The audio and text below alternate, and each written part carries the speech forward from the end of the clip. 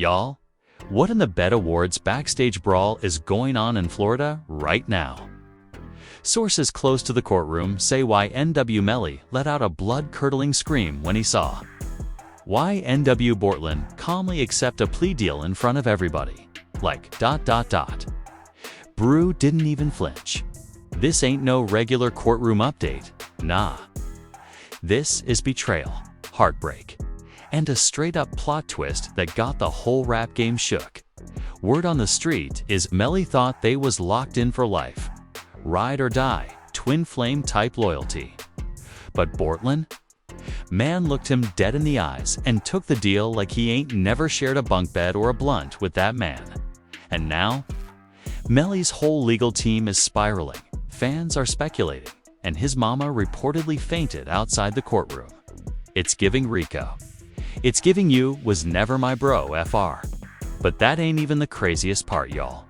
There's rumors Bortlen might be testifying, and if that's true, this case finna flip faster than a love and hip-hop reunion table. You ain't gonna believe what went down behind those jail walls and how one decision just might end the YNW Brotherhood forever. Stick around. This one's wild. It all started early Tuesday morning when courtroom buzz began circulating across blogs, group chats, and Instagram lives.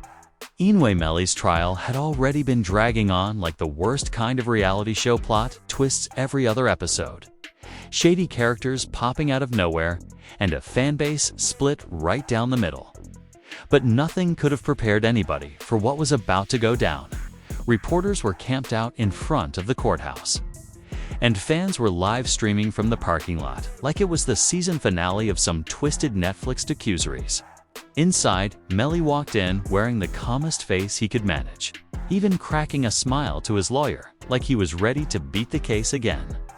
But the energy shifted the moment Bortlen entered. And let me tell you, it was ice cold. Melly and Bortlen locked eyes for just a split second. No head nod, no fist bump, no love, nothing. It was silent tension that made the whole room feel like it dropped 20 degrees. Melly's mom was in the back, clutching her rosary, biting her lip. She could feel it too. Everybody could. The judge called the room to order, and that's when the drama kicked in full throttle. The prosecutor stood up, adjusted his glasses, and in the driest voice said, "Your Honor, we have an update on the defendant, Cortland Henry."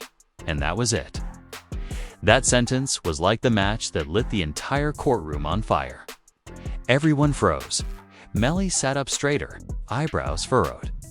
His lawyer leaned over, whispered something in his ear, but before he could even process it, Bortlen's lawyer stood and said, "My client has agreed to a plea deal in exchange for cooperation." Y'all, the silence after that, deadly. Like somebody pressed mute on the whole building. And then, out of nowhere, Melly snapped. Dude stood up so fast his chair flew back and crashed against the table behind him. His voice cracked when he yelled, "You lying, bro. You lying." Security rushed over, trying to calm him down, but he kept pointing at Bortlen like he was seeing a ghost. "You really gone do me like this?" After everything, he was yelling. Bortlen didn't even respond. He just stared straight ahead like he was in a trance. Like he wasn't sitting there about to destroy a brotherhood that fans believed was slew untouchable. People inside the courtroom said Melly looked broken. His hands were shaking. His voice kept rising, begging Bortlen to look at him. "Say it ain't true, man. Say it." But Bortlen didn't move. He didn't flinch. It was like he made peace with whatever storm was about to hit. And that's when the rumors started flying. Somebody tweeted that Bortlen was gonna testify. Another page said he already gave up names. Clubhouse rooms were going crazy. Bloggers started digging. And fans. Oh, fans were spiraling. Twitter was a mess. People were reposting old videos of Melly and Bortlen rapping together, cracking jokes, sharing clothes. Now it all looked different. Now it looked like a setup. Outside the courthouse, Melly's mama Jamie was seen sobbing into a towel. Her voice was trembling when she told reporters, "I told him not to trust that boy. I told him," she said. Melly had always had a soft spot for Bortlen, even when the family was side-eyeing him. "He looked out for him like blood," she said. "Brought him into everything, shared everything. Now look." But here's where it gets even wilder. Sources close to the prosecution claimed that Bortlen had been in talks with the state for weeks, and that this plea deal wasn't no last-minute thing. This was planned. Allegedly, Bortlen agreed to provide key testimony that could place Melly at the scene of the crime, and not just that, but also give context to what led up to the fatal night. The state believed Bortlen had details that never made it into public record. Details only someone close to Melly would know. Now we gotta pause for a second and really break this down. This ain't just some regular court betrayal. This is deeper. Because in the YNW circle, loyalty wasn't just expected, it was sacred. Fans believed they was more than just rap partners. They was brothers. Some even thought they was cousins. All the matching tattoos, the constant shoutouts, the shared trauma, now it was all being flipped and turned against Melly in real time. And Melly? He was unraveling. Folks in the hallway said he was pacing, shaking his head, mumbling to himself. One person said they heard him say, "I should have known. I should have seen it coming." His lawyer tried to calm him down, but it was no use. Melly was on fire. His whole demeanor changed after that announcement. Gone was the smirking, confident artist who thought he was about to beat the state twice. Now he looked like a man cornered, and then? This part is straight out of a movie. A source inside claimed that Melly refused to speak for the rest of the day.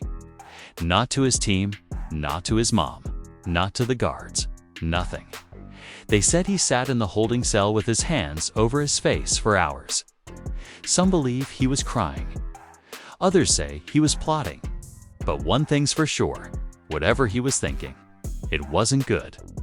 By the time the sun went down, the internet had turned the whole situation into a frenzy. Old tweets from Bortlen resurfaced, cryptic posts from months ago like "every man gotta save himself" and "loyalty don't pay bills." Fans were reading between the lines, digging into everything, and connecting dots that may or may not have existed. But when emotions are high, logic goes out the window. One fan tweeted, "YNW Bortlen pulled a 69. How you switch on your brother like that?" Another posted, "First gonna, now this." Snitching becoming a trend. Instagram pages were posting side-by-side photos of Melly and Bortlen from back in the day, comparing them to famous betrayal stories like Caesar and Brutus, Cain and Abel. Some even started unfollowing Bortlen's page, calling him a snake, a rat, a fake dot. But what people didn't expect was that Bortlen would respond. That same night, just before midnight, Bortlen's Instagram story lit up. A black screen, white letters.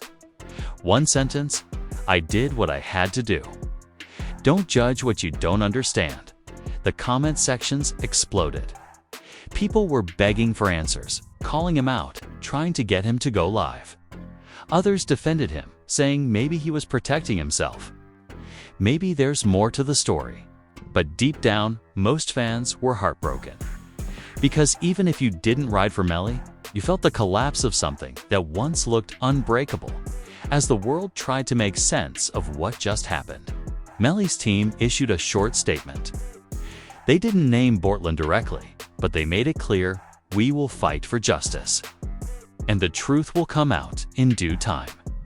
It was calm, controlled, the opposite of how Melly had reacted hours before. But behind the scenes, sources say his legal team was panicking. Why? Because if Bortlen really had the kind of information the prosecution was claiming, then this case. This might not just be about murder anymore. This might open doors to a much larger investigation. Bigger names, bigger consequences. And Melly? He might be the first domino to fall. He might be the first domino to fall. And just when it felt like things couldn't get any more twisted, One of Melly's old homies from back in the day posted a story with the caption, "Told y'all, that boy was shady." But new? The drama wasn't just in the courtroom anymore. It was bleeding into the streets. And that's when we get to the next morning, the day after everything exploded. And trust me, it gets even crazier. The next morning hit different. It was like the entire city of Fort Lauderdale woke up with a bad taste in their mouth. Local news was flooded with coverage of the YNW trial. But now it wasn't just legal experts and court updates. It was raw emotion, betrayal, and conspiracy. The streets were talking, the barbershops were buzzing, and fans were glued to their phones like they was watching the Super Bowl. Except this time, nobody was cheering at 7:43 a.m. A live video leaked from inside the holding area where Melly had been kept overnight. The footage, which wasn't supposed to be public, showed Melly pacing back and forth, muttering to himself, looking completely broken. His hoodie was off, hair wild, eyes swollen like he hadn't slept in days. There was one line that stood out and immediately went viral. He said, clear as day, they got him scared. They made him fold. I ain't even mad. I'm hurt. That clip alone had the internet in a chokehold. People started spinning theories, claiming that Bortlen was threatened by the state, that maybe he didn't want to flip but had no choice. Others said that Melly wasn't just hurt, he was planning revenge. Folks were analyzing every body movement in that clip like it was a scene from Power. But here's where it took a sharp left. Around noon, a mysterious account popped up on Twitter claiming to be an anonymous source from inside the jail. This account, username CellBlockTruths, started dropping cryptic posts. The first one read, "What if Bortlen ain't the only one talking?" Within an hour, it had over 10,000 retweets. Fans were shook. What did that even mean? Was there another snitch in the circle? Or worse, was this part of a bigger setup?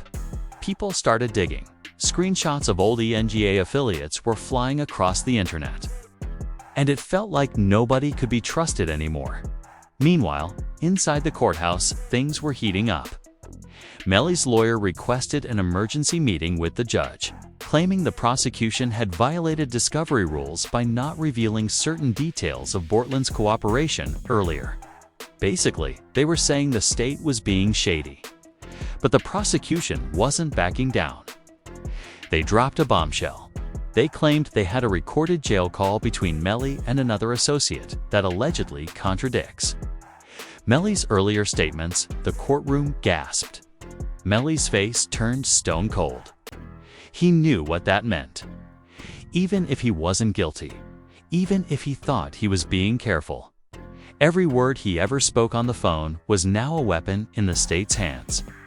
And just like that, the energy flipped again. Reporters described the atmosphere as tense, like a bomb was ticking and no one knew when it was gonna blow. Melly's family, seated in the second row, looked devastated. His mom had to be escorted out again after hearing about the recorded call. One reporter even claimed she collapsed for a second time, screaming, "They setting my baby up." But it wasn't just Melly's family reacting. Back in Gifford, where the whole NIM movement started, people were taking sides. Some were riding hard for Melly, saying he was a victim of betrayal. Others started questioning if the lifestyle he glorified finally caught up to him. Old heads in the neighborhood were on Facebook Live saying, "We've been told them boys to move smart. You can't rap about demons and think you won't get haunted." And then came the next twist. Bortlen's cousin, a woman named Keisha, went live on Instagram, and what she said had everyone on edge. With tears in her eyes, she said, "This ain't about snitching. This about survival. Y'all don't know what pressure really looks like." They came at him hard. They told him either talk or spend life behind bars for something he ain't even pulled the trigger on. Now that was the first time anyone close to Bortlen suggested he didn't actually fire the shots. Fans were stunned. The case had always painted both Melly and Bortlen as co-conspirators.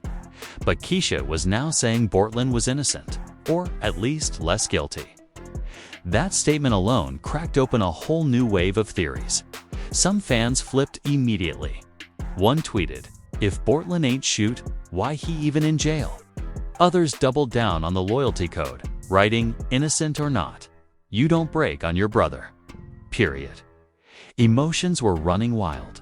And through it all, Melly stayed silent, according to sources close to the defense. Melly refused to speak to almost anyone except his mom and his lawyer. Even in phone calls, he kept things short. One leaked call with a friend surfaced, and Melly could be heard saying, "I'm gonna beat this, but when I'm out, I'm cutting everybody off. No more in-way. It's just me." That sentence hit fans like a punch to the chest. No more in-Y. Was this the end of the whole movement? The same group that gave us Murder on My Mind. The same squad that was repping brotherhood through fame and pain over, just like that. But not everyone was mourning. Certain bloggers were celebrating. One famous YouTuber even posted a video titled YNW Melly, the fall of a demon rapper, claiming this was karma.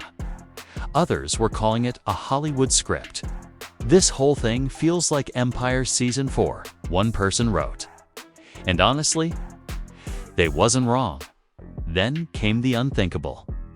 A jailhouse insider sent a voice note to a major blog claiming that Melly confronted Bortlen during a transport handoff.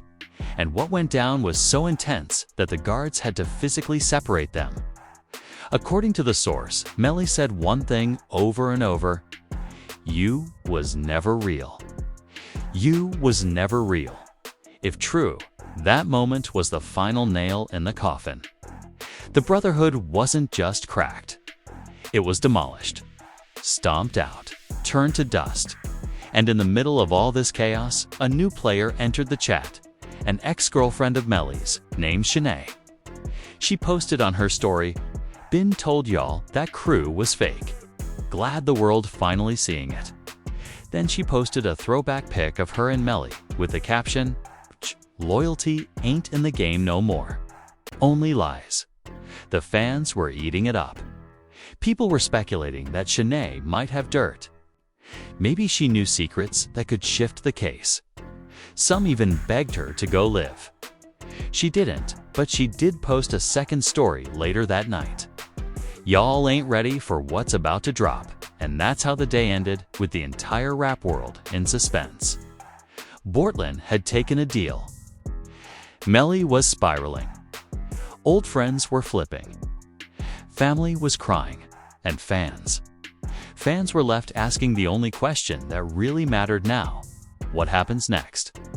Because if Bortlen was talking, and the state had recordings, and Melly was already hinting that YNW was over, then this wasn't just a trial. This was the destruction of a legacy. But oh, y'all thought that was wild. Wait till you hear what happened when Bortlen finally broke his silence in a jailhouse interview. The very next day, the internet barely had time to breathe before the next headline hit. YNW Bortlen speaks from jail, an exclusive interview. It dropped just before noon, courtesy of a small but notorious YouTube blog that had connections behind bars. Nobody even knew how they got the footage. But it didn't matter. The damage was done the moment the first clip leaked, sitting in a beige jumpsuit. Under flickering jailhouse lights, Bortlen looked tired. Not scared. Not smug. Just worn out. He took a deep breath before speaking, like he was rehearsing in his head. Then, without blinking, he said, "I ain't turn on nobody. I just stopped protecting people who would never do the same for me." The internet exploded. Fans paused. Blogs hit record. Because in that one sentence, Bortlen didn't just deny snitching, he flipped the whole narrative. And what followed was even wilder. "People act like me and Melly been tight all our lives," he said, looking straight into the camera. But let's be real, it got dark before the fame. Way before the music. There was jealousy, ego, lies, and when the bodies dropped. Man, I ain't even know if I was next. Those words hit like a slap. Fans had always believed in the brotherhood story, two kids from the same side, struggling, surviving, making music that spoke their pain. But now, Bortlen was pulling the curtain back. And it wasn't pretty. He didn't say names. He didn't talk about the details of the plea deal. But he did say this: when you facing life, and you realize that people you die for wouldn't do 10 minutes for you, your heart changes. I stayed solid for too long. Now, I'm just trying to make it home. Boom. That was the quote that went viral. That was the quote that split the fan base in two. Half the people were saying, yo, he just being real. Survival mode. The other half, calling him a snake, a coward, a sellout. One fan wrote, this man went from brother to backstabber in one press run. Another replied, nah. Maybe Melly wasn't who we thought he was. Maybe Melly wasn't who we thought he was. And just like that, the YNW narrative got murky. Melly's team wasted no time responding. Hours later, his lawyer issued a statement calling Bortlen's interview a desperate attempt to shift blame and sway public opinion. But behind the scenes, sources say Melly was losing it. He hadn't seen the full interview yet, but someone close to him told him the key quotes, and apparently, Melly punched a wall when he heard it. A jail staffer told one blog that Melly spent most of the afternoon pacing in silence. He didn't talk, didn't eat, just stared at the wall with his fists clenched. He looked like a man watching his whole empire crumble, the source said. It's like he realized he built his kingdom on sand. Then, another twist. Bortlen's older brother posted a cryptic message on Facebook. It said, y'all don't know half of what happened. Truth is gonna make some of y'all delete old tattoos. Fans took that as a shot at the NID brand itself. Was he implying the whole group was fake? That the brotherhood was a marketing trick? Meanwhile, fans began digging into old footage, trying to find signs of tension. One clip from a 2019 tour vlog showed Bortlen sitting alone in the background while Melly partied with girls and drank with the crew. Someone zoomed in on Bortlen's face, captioning it, he was plotting back then. But while fans were playing internet detectives, Melly's mom was dealing with the fallout in real life. A source close to the family said she stopped answering calls, deactivated her Instagram, and had to be sedated after a panic attack. This ain't just a trial to her, the source said. This is her son's life. And the boy who flipped. She cooked for him, hugged him, called him family. The betrayal hit harder than anyone expected. It wasn't just music. It wasn't just business. It was blood ties, or at least it felt like blood. And that's what made it worse. Then came the voice message. Late that night, a previously unreleased jail call between Melly and his cousin leaked. In the audio, Melly can be heard saying, I should have moved solo. I trusted too many people who ain't got no soul. He sounds tired, bitter, not angry, just disappointed. The cousin replies, we gone, get you out. Just hold it down, Melly answers.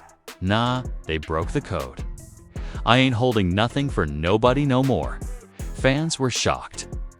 This was the first time Melly openly hinted at changing his strategy. Up until now, he had been loyal to the grave. But now, it sounded like he was done playing silent. And that's when fans really started to panic. Because if Melly starts talking, and Bortlen already flipped, then who's safe? The streets started whispering names. Other rappers who were once seen in NI circles suddenly went ghost. No lives, no tweets, no posts, silence. That's when people started suspecting something bigger was at play. Maybe even a federal investigation. Because the way everyone was scrambling. It wasn't normal. One person close to the situation even said, this ain't just about murder no more. This about everything. Money, drugs, extortion. The feds watching now. And if that's true, this trial could be the beginning of a much darker saga. But just when it felt like the tension had reached its peak, Bortlen's interview dropped a second part. And this time, he got personal. "I ain't perfect," he said. "I made mistakes. But the difference is, I ain't hiding behind nobody. Melly been lying to y'all. He'd been lying to himself. And when the truth comes out, y'all gon' feel stupid for worshiping him." Then, for the first time, he looked straight into the camera and said, "I ain't scared of no rapper. They bleed like me. They beg like me. They break like me." That line hit fans like a bullet to the chest. Melly's diehard supporters flooded the comments, calling it disrespectful, ungrateful, cowardly. But others, they started asking real questions.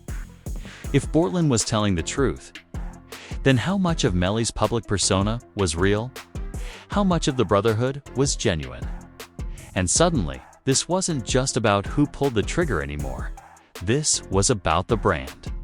The myth, the legacy. Was YNW always doomed from the start? Was it all just a ticking time bomb dressed up as a rap crew?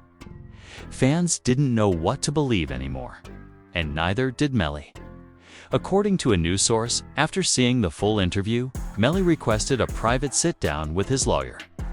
And what he said in that room had people wondering if Melly was ready to flip the script himself. Because, let's be real, when loyalty dies, all bets are off, and you ain't gonna believe what happened the next morning. By the time the sun came up the next morning, the entire YNW camp was in shambles. Nothing felt real anymore. One by one, the foundation they built together, the songs, the loyalty, the fame, the code, was cracking. And now, rumors were spreading like wildfire inside Broward County Jail. Sources say Melly met privately with his legal team for over 2 hours. No one knows exactly what was said, but someone close to the courtroom leaked a chilling detail. Melly allegedly asked, "If they all lying on me, who do I gotta burn to prove it?" That one line sent blogs into a frenzy. Fans started speculating that Melly might be willing to expose people way beyond Bortlen. Not just inside the YNW circle, but other Florida rappers, producers, maybe even street-level business ties that nobody ever knew about. Because if Melly truly felt abandoned, betrayed, alone, there's no telling what he might say to save himself. But while that conversation was happening behind closed doors, things were spiraling to .A.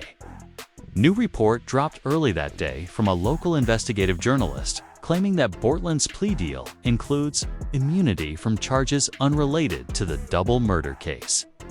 Let that sink in. This wasn't just about the trial anymore.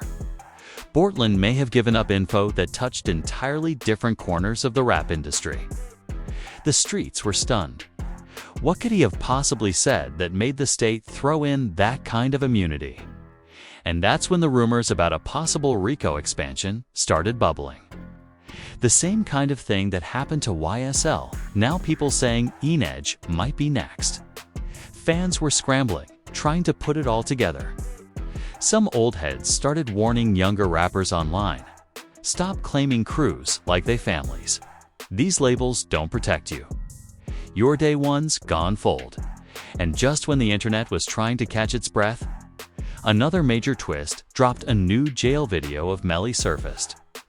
This time recorded secretly by an inmate who claimed to be in the same block. In the video, Melly is sitting on the edge of his bunk, staring straight ahead. The guy recording whispers he'd been like that for 2 hours. Hasn't said a word. The video ends with Melly slowly turning his head toward the camera, not saying anything. But the look in his eyes, cold, distant, dangerous. It gave people chills. Comments under the video were wild. Some were saying, "He plotting something. Watch." Others said, "He broken. Bortlen took everything from him." The mood online had shifted from curiosity to paranoia.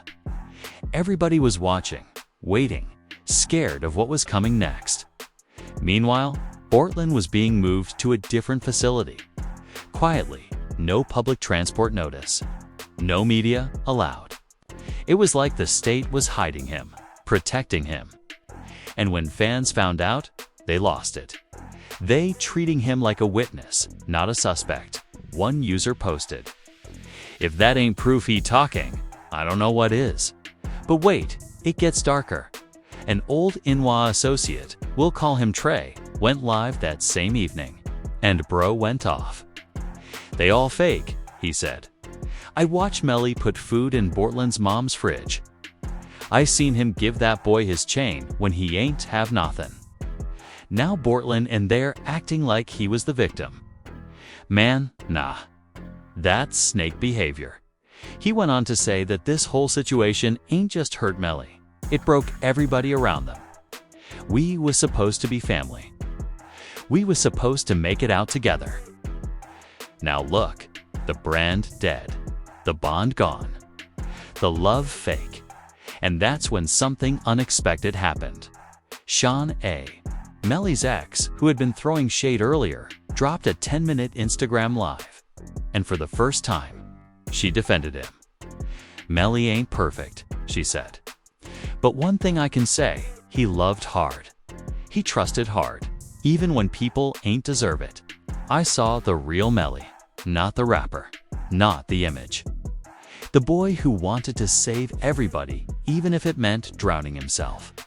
Tears welled up in her eyes as she looked into the camera. He didn't see this coming. Not from Bortlen. Not from someone he called a brother.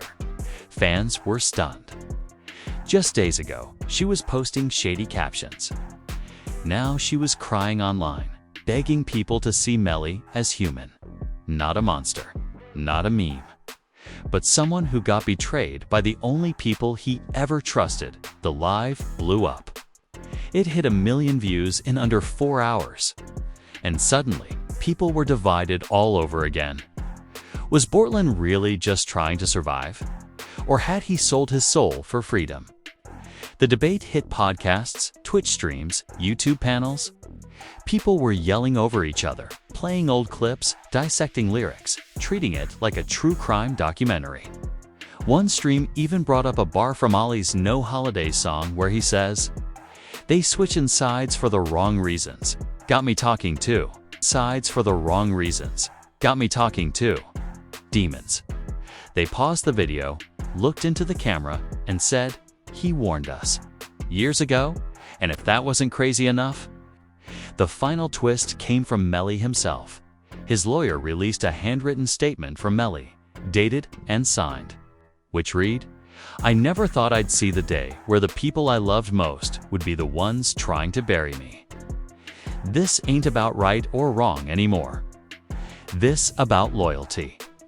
And once that's gone, so is everything else. Y'all gon' hear my side soon, not just in court, but in music, in truth, in pain, and just like that."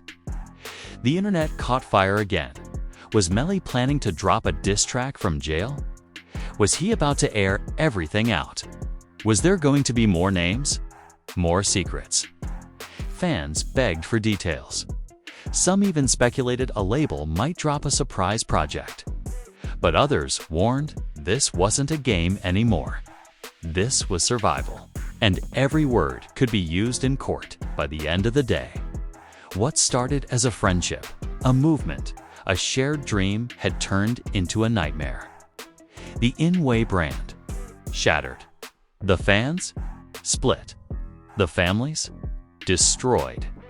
The future, uncertain because now both Melly and Bortlen had drawn lines in the sand.